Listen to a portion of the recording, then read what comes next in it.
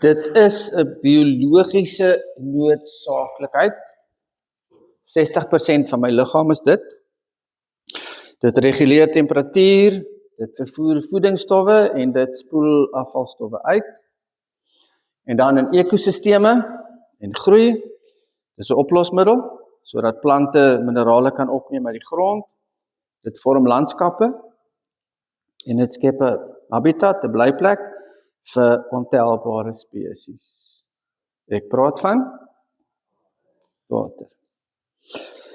Wil julle graag hierdie wys? Hierdie is 'n rivier in die suide van Honduras. Toe die mense die aand gaan slaap, het die rivier gevloei soos aan die linkerkant. En toe hulle die volgende oggend opstaan, het die loop van die rivier verander. Letterlik oornag. En aan die linkerkant was daar 'n brug oor die rivier, met 'n rivier wat onder die loop. En die volgende oggend was daar 'n brug sonder 'n rivier. Dit is hoe dit vandag lyk. Dit het gebeur in Oktober 1988. En dit was Hurricane Mitch gewees wat daar deur is. Die brug se naam was die Choluteca Bridge, maar hy staan vandag bekend as die Bridge to Nowhere. Die krag van water. Ek gaan Esegiel 47 vir julle lees, en daar's 'n prentjie wat hierdie visioen uitbeeld. So, terwyl ek dit lees, gaan nie vir julle vanoggend die teks wys nie, terwyl ek dit lees, kan julle kyk of julle op die prentjie sien dit wat ek vir julle lees. Die man het my teruggeneem na die ingang van die tempel. Kyk, water het onder die drempel van die tempel uitgestroom aan die ooste kant. Die voorkant van die tempel was immers aan die ooste kant.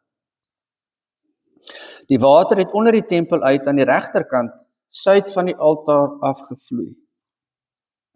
Hy het my deur die noordelike poort uitgeneem en my buiteom laat gaan na die buitepoort wat oosfront. Kyk, water het uitgeborrel aan die regterkant. Toe die man in 'n oostelike rigting wegstap, was daar 'n maatlyn in sy hand. Hy het 1000 L afgemeet en my die water laat oorsteek. Water wat enkel diep was. Hy het nog 1000 afgemeet en my die water laat oorsteek. Water wat kniediep was. Hy het 1000 L afgemeet en my laat oorsteek. Water wat heupdiep was. Hy het nog 1000 afgemeet, 'n stroom wat ek nie kon oorsteek nie. Ja, die water het gestyg. Water waarin 'n mens kon swem, 'n stroom wat nie oorgesteek kon word nie. En hy het vir my gevra, sien jy dit, mensekind? Hy het my weer na die stroom se wal laat terugkeer. Toe ek weer terug is daar, kyk, toe is daar op die stroom se walle 'n groot aantal bome aan albei kante. Die man sê toe vir my, hierdie water vloei weg na die oostelike streek en loop dan af na die Araba en kom by die see uit. Die Araba is die dooie see. In die see waar dit uitvloei, word die water vars. Daar sal allerhande lewende wesens wees wat krioel. Oral waar die stroom kom, sal hulle leef. En daar sal groot hoeveelhede vis wees. Want waar hierdie water kom, sal die soutwater vars word. Alles sal leef waar die stroom kom. Daar sal vissers langs die see staan, van En-Gedi tot by En-Eglaim. Daar sal droogmaakplekke vir sleepnette wees. Daar sal geweldig baie soorte vis wees, net soos die vis in die groot see. Sy morasse en kuile sal egter nie vars word nie. Vir soutontginning is dit bestem. Aan weerskante van die stroom op sy walle sal allerhande vrugtebome groei. Hulle blare sal hy verwelkie en hulle vrugte sal hy opraakie. Elke maand sal hulle nuwe vrugte dra, want dit is uit die heiligdom wat hulle water vloei. Hulle vrugte sal as voedsel dien, en hulle blare tot genesing. Julle die prentjie gekry?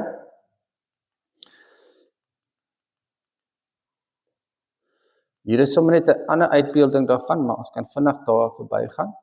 Nou, net om dit half geografies te verstaan,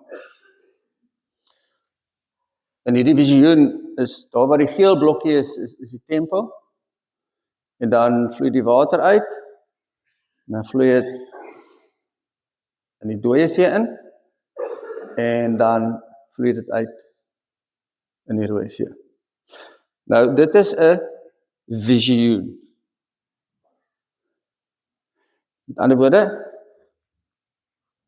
ons kan dit nie letterlik opneem nie. Nou, 'n ander woord vir 'n visioen is 'n gesig. En ek wil net dit vir julle lees, dis 'n bonatuurlike openbaring, waarby God sy wil, sy planne en verborge hemelse realiteite op 'n visuele manier aan mense bekend maak. So, die Here laat die Jesegiel hierdie prentjie sien, omdat die Here iets daardeur vir hom wil sê. Dit is wat ons ook in Openbaring kry, as Johannes sê, dat hy die nuwe Jerusalem sien. Dis 'n visioen, dis 'n gesig, is 'n prentjie wat God teken, sodat 'n mens iets kan verstaan, sodat God vir ons iets kan wys. Nou, opgesom, die profeet kry 'n visioen, wat hy sien is die tempel, en die tempel simboliseer die teenwoordigheid van die Here.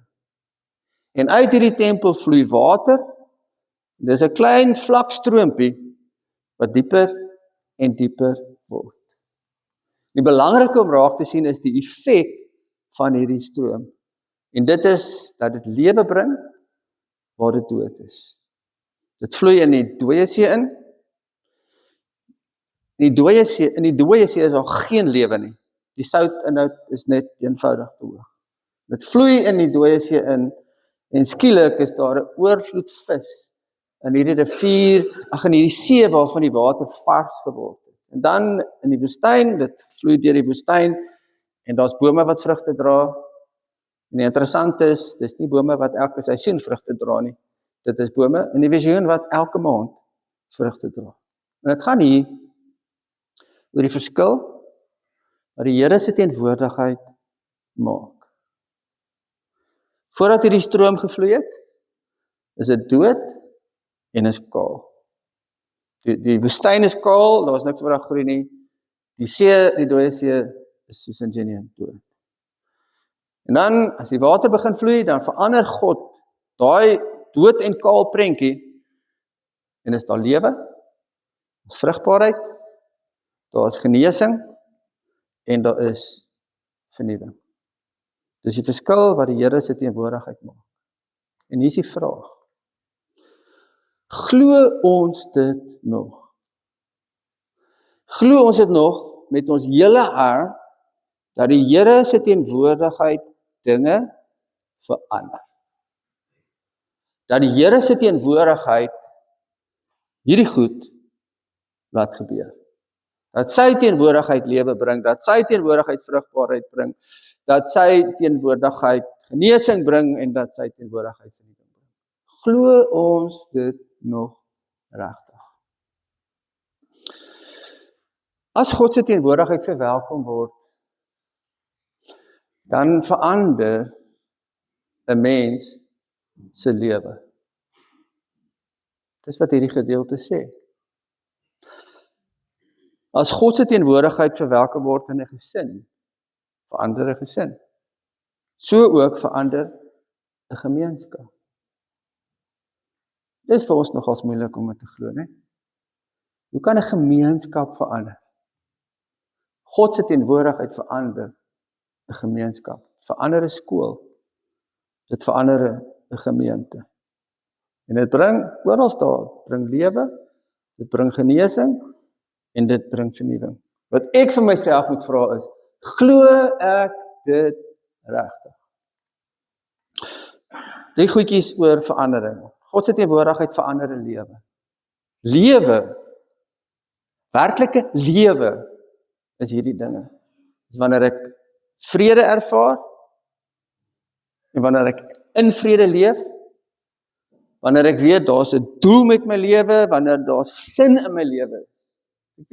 Ek weet hoekom ek hier is. En as ek dit duidelik weet, maak dit ook nie saak nie, want ek weet ek is hier omdat ek hier moet wees.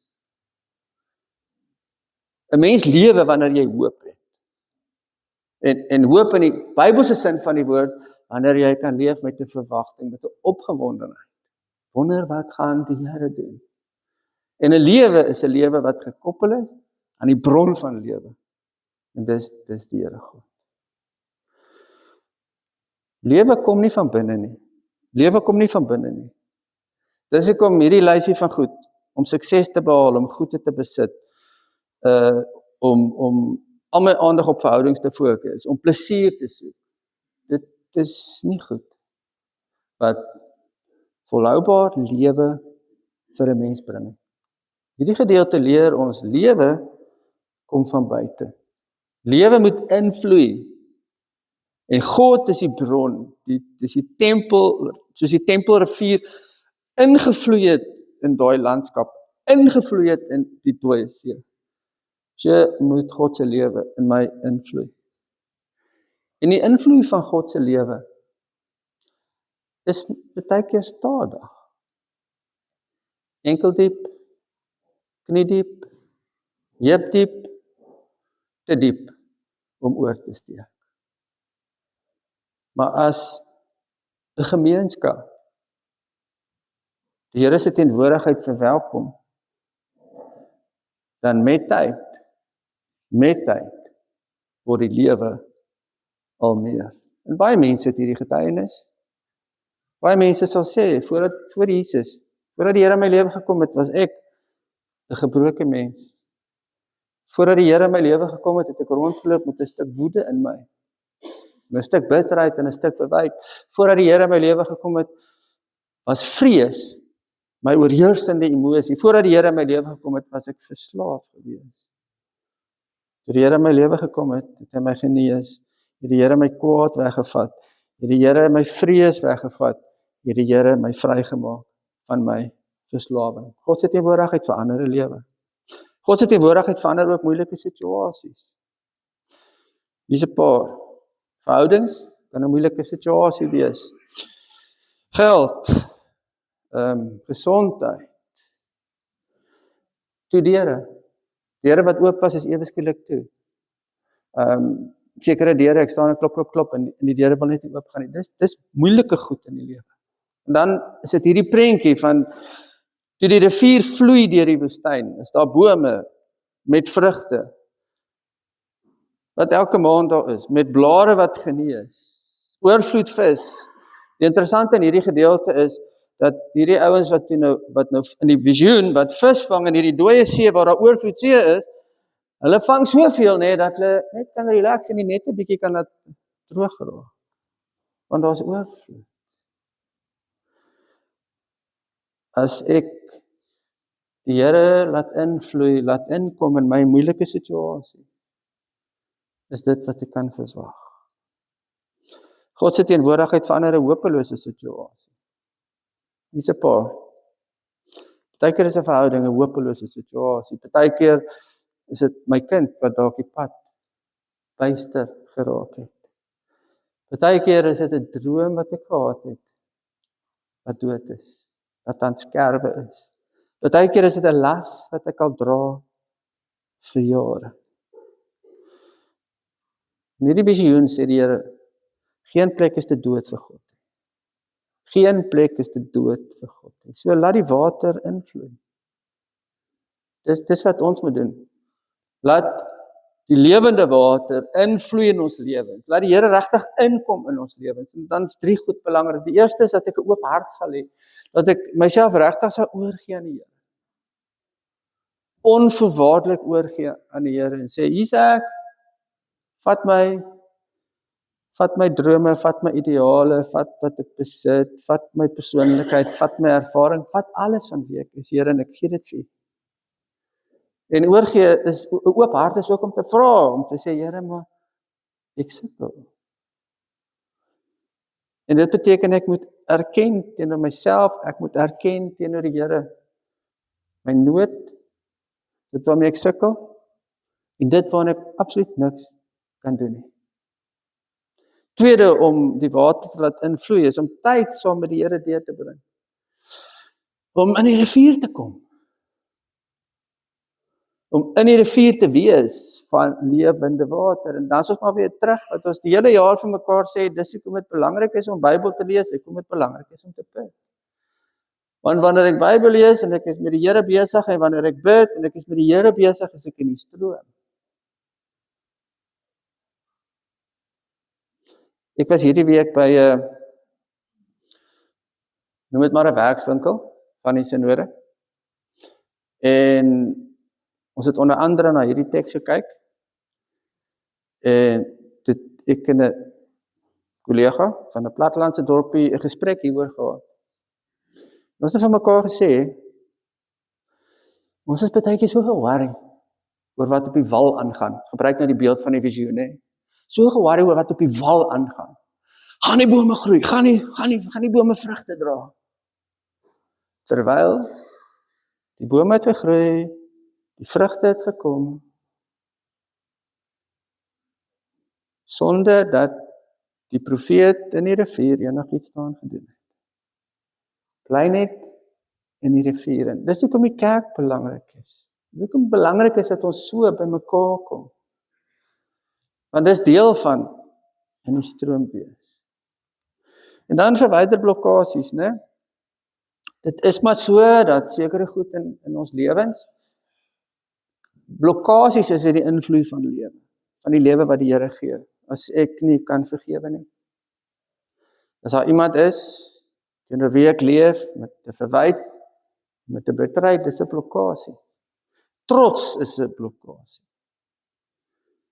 Solank as wat ek dink ek kan, solank as wat ek dink ek is okay, solank as wat ek dink ek sal dit uitsort, dan hou ek eintlik die water uit. En ongehoorsaamheid natuurlik. God se teenwoordigheid verander 'n persoon, 'n gesin, 'n gemeenskap, 'n skool, 'n gemeente. En ons moet dit weer glo. In hierdie gedeelte, nadat die profeet deur die water geloop het,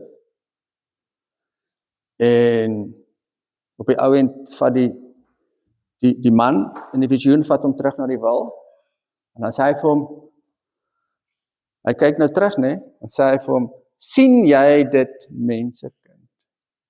Sien jy dit, mensekind? Dis hoekom dit so belangrik is, dat ons gereeld sal terugkyk op ons lewe. Sodat ons kan sien, dat ons nog altyd in die water was. Sodat ons kan sien, dat daar bome groei op die walle van ons lewe. Bome wat vrugte dra. Want ons gaan deur moeilike tye. Ons gaan almal deur tye wat soos woestyn is, wat soos dooie see is. Maar sien jy dit, mensekind? En ek moet die Here vra, maak my oë oop. Here, ek voel soos die woestyn. Here, ek voel of ek 'n dooie see is. Laat my sien wat jy al gedoen het. En ons moet God bewustelik inlaat. Dis 'n keuse om te maak. Om God bewustelik in te laat, om my hart oop te maak, om die struikelblokke te verwyder, om absoluut aan die Here oor te gee. Amen. Ek gaan 'n gebed lees. Julle kan op die skerm lees. Hemelse Vader, U is die een wat lewe bring. Dankie dat U lewe bring na droë plekke, hoop na hopelose situasies en genesing na gewonde harte. Laat U lewende water deur elke deel van ons lewens vloei. Vloei in ons gesinne, ons verhoudings, ons gemeente, ons gemeenskap en ons omstandighede. Die wat moeg voel, bring nuwe krag. Die wat verdwaal voel, bring leiding. Die wat hartseer en verlies dra, bring vertroosting. Vir die wat voor onmoontlike situasies staan, bring hernieude hoop. Mag U teenwoordigheid ons so verander, dat ander U lewe deur ons sien vloei. Waar die rivier vloei, bring dit lewe. Ons bid dit in die naam van Jesus Christus. Amen. Kom ons wees elkeen 'n bietjie op ons eie stil met die Here.